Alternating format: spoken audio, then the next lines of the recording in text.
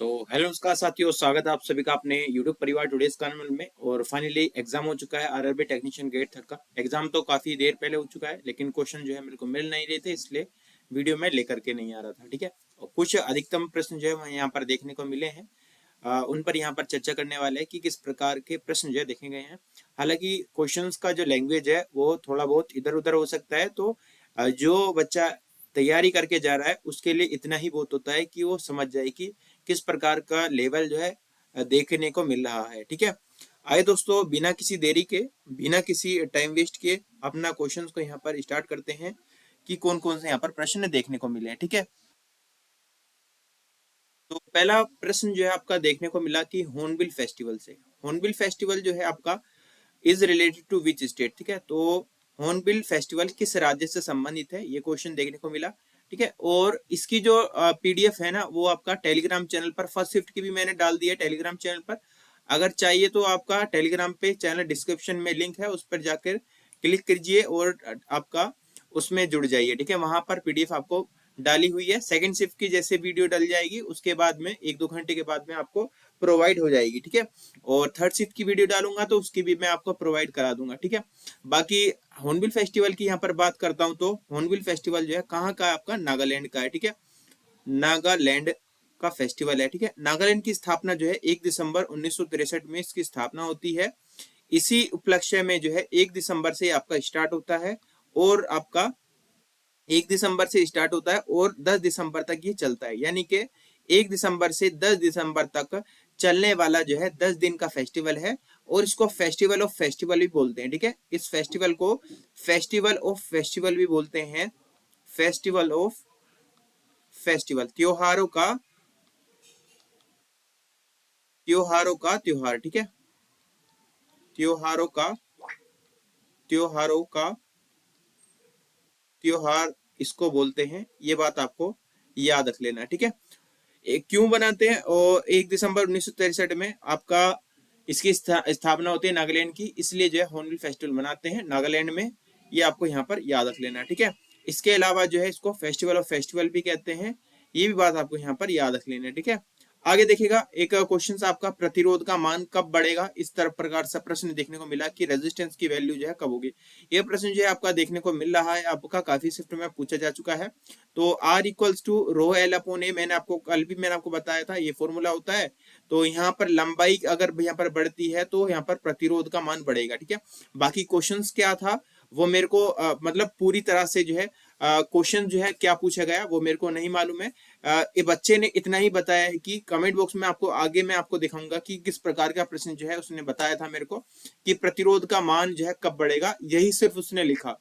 तो उसके अकॉर्डिंग मैं आपको बता रहा हूँ कि प्रतिरोध का मान जब लंबाई बढ़ती है तो यहाँ पर प्रतिरोध का मान बढ़ता है। ठीक है, और अनुप्रस्थ काट का क्षेत्रफल जो है वो आपका बढ़ता है, तो प्रतिरोध का मान जो है वो डिक्रीज होता है। ये आपको यहाँ पर याद रख लेना है। ठीक है, आगे देखिए, एक क्वेश्चन आपका देखने को मिला कि निम्न में से गिरगिट से संबंधित हार्मोन कौन सा है। तो गिरगिट से संबंधित हार्मोन से कोई क्वेश्चन यहाँ पर देखने को मिला है।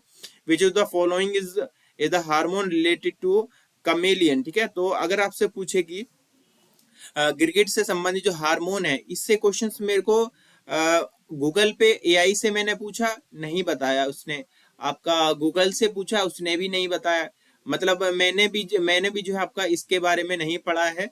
आपको मालूम है तो आप बताइएगा कि क्वेश्चंस हालांकि क्वेश्चन जो है अलग भी हो सकता है या फिर ऐसे भी हो सकता है जो मैंने लिख रखा है। बच्चे ने इसे ऐसे ही लिख के दिया तो मैंने आपको ऐसे ही बता दिया। ठीक है, आगे मैं आपको बताऊंगा कि कैसे कैसे क्वेश्चन जो है उसने बताए थे मेरे को। ठीक है, आगे देखिएगा भाई, ऑक्सीजन का अणुभार कितना होता है, ये आपका क्वेश्चन भी आपका मेरे को बताया गया है कि ऑक्सीजन का अणुभार जो है कितना है। What is the molecular weight of oxygen, तो इसका मोलिकुलर वेट की बात करूं तो आपका 32 होता है। और परमाणु द्रव्यमान की बात करूं तो आपका एटॉमिक मास जो होता है वो आपका एटॉमिक मास की अगर मैं यहाँ पर बात करूं तो एटॉमिक मास की वो आपका 16 होता है। और आपका मोलिकुलर वेट जो अगर होता है, मोलिकुलर वेट की अगर बात करें तो वो आपका 32 होता है, आपको याद रखना है। ठीक है, ऑक्सीजन जो है हमारे जो एटमॉस्फेयर होता है उसके अंदर लगभग 20% जो है आपका 20.9% जो है वो आपका पाया जाता है, ये आपको याद रख लेना है।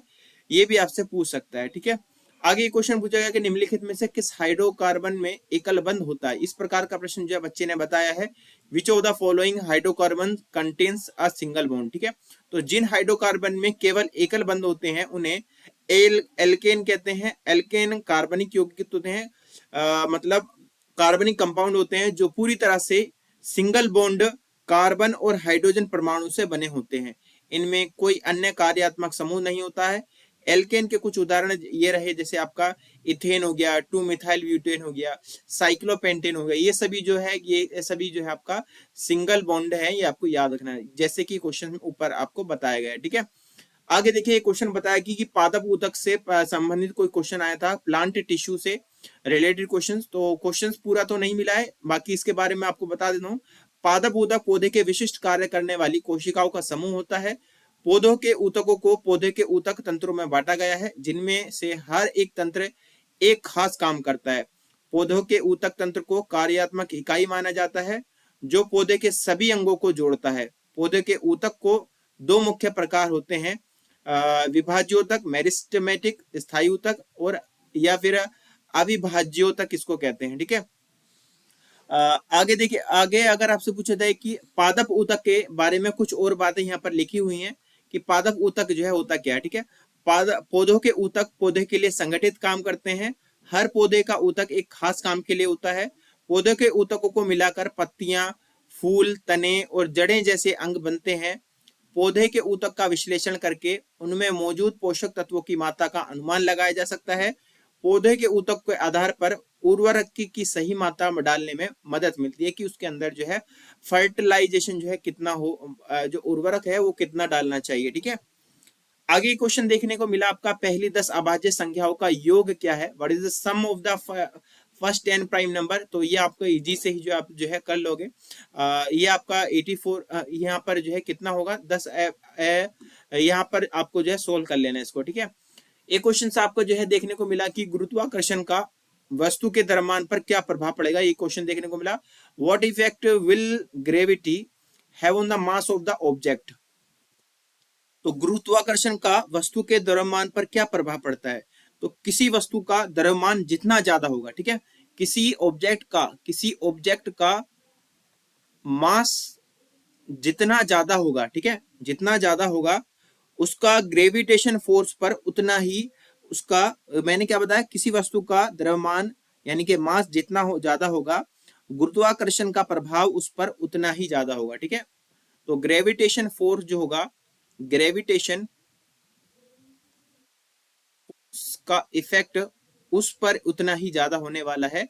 ये बात आपको यहाँ पर याद रख लेना। ठीक है, जिस वस्तु का या कोई भी वस्तु है, किसी वस्तु का द्रव्यमान जितना भी ज्यादा होगा, गुरुत्वाकर्षण का प्रभाव उस पर, ग्रेविटेशन का इफेक्ट उस पर उतना ही ज्यादा होने वाला है। ये बात आपको याद रख लेना। बाकी ऑप्शंस के अकॉर्डिंग जो है क्या दिया था वो यहाँ पर होने वाला था, ये आपको याद रखना। ठीक है, एक क्वेश्चन आपका आज यहाँ पर आपका एक क्वेश्चन दिया था, हीट दिए थे, हीट की वैल्यू दी थी आपका, इसके अलावा रेजिस्टेंस आपका यहाँ पर दिया था, और यहाँ पर जो आपका आई वैल्यू यहाँ पर आपका निकालने था, आई। तो इस फॉर्मूले से यहाँ पर हो जाएगा question related to H equals to I square R T से यहाँ पर क्वेश्चन देखने को यहाँ पर मिला था। ठीक है, मतलब न्यूमेरिकल था, किसी संख्या का औसत 7 है और हर संख्या को 12 से गुणा किया जाता है तो नया औसत क्या होगा। इस प्रकार का प्रश्न भी जो है आपको देखने को मिला है। The average of some number is 7 and if each number is multiplied by 12 then what will be the new average। ठीक है, तो यहाँ पर औसत यहाँ पर निकालना था, इसको आप यहाँ पर सोल्व कर लेंगे। इसके अलावा एक क्वेश्चन पूछा गया कि सतत विकास लक्ष्य है SDG, इसको बोलते हैं सस्टेनेबल डेवलपमेंट गोल, पर SDG इंडिया इंडेक्स 2023-24 किसने जारी किया।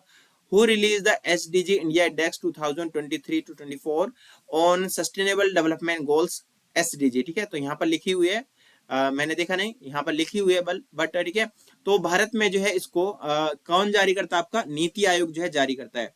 National institute of transforming India जो है इसकी फुल फॉर्म होती है, नीति आयोग जो है इसको जारी करता है, ये आपको यहाँ पर याद रख लेना है। ठीक है, नीति आयोग की स्थापना 1 जनवरी 2015 में इसकी स्थापना होती है, और विश्व में इसको जो है पूरे वर्ल्ड में जो है इसको यूएन जो है जारी करता है, संयुक्त राष्ट्र जो है उसकी संस्था जो है जारी करती है। ठीक है, मतलब किस देश ने जो है सतत विकास लक्ष्य पर जो है, जो कि 2030 तक जो है टारगेट किए गए हैं, उन पर जो है सर्वाधिक जो है बल दिया है। ठीक है, तो नीति आयोग जो भारत के अंदर जो है इसको रिपोर्ट जो जारी करता है वो नीति आयोग जारी करता है, ये आपको याद रखना है। नीति आयोग जो है एक नीति विचारक समूह है, एक प्लानिंग कमीशन है, क्योंकि इसकी स्थापना जो है वो आपका प्लानिंग कमीशन की आपका स्थान पर इसकी की गई थी जब प्रधानमंत्री मोदी जी आए थे, बट इसका नाम जो है बदल दिया, काम वही है। ठीक है, तो योजना आयोग के स्थान पर जो है, योजना आयोग के स्थान पर इसको नीति आयोग यहाँ पर बनाया गया था, ये बात भी आपको याद रखना है। ठीक है, बाकी नीति आयोग की अगर मैं बात करूं तो इसके सीईओ कौन है, वीवीआर सुब्रमण्यम है। ठीक है, और इसके उपाध्यक्ष कौन है, सुमन बेरी इसके उपाध्यक्ष हैं, और प्रधानमंत्री जो है इसके अध्यक्ष होते हैं, और पहली बार जो है जवाहरलाल नेहरू इसके आपका अध्यक्ष थे। ठीक है, बाकी इतने क्वेश्चन जो है मेरे को देखने को मिले हैं, और क्वेश्चन आप अगर आपको जो है मालूम है तो आपका कमेंट बॉक्स में जरूर बताइएगा, मैं उनको जो है सेकंड शिफ्ट के जो है शॉर्ट वीडियो जो मैं डालता हूं उसके अंदर जो है प्रोवाइड करा दूंगा, ताकि आपके जो और आपके बहन भाई है, मतलब मेरे छोटे बड़े जो बहन भाई हैं उनकी जो है हेल्प हो पाए। बाकी ऑल द बेस्ट, मिलते हैं थर्ड शिफ्ट की वीडियो में, तब तक के लिए जय हिंद जय भारत।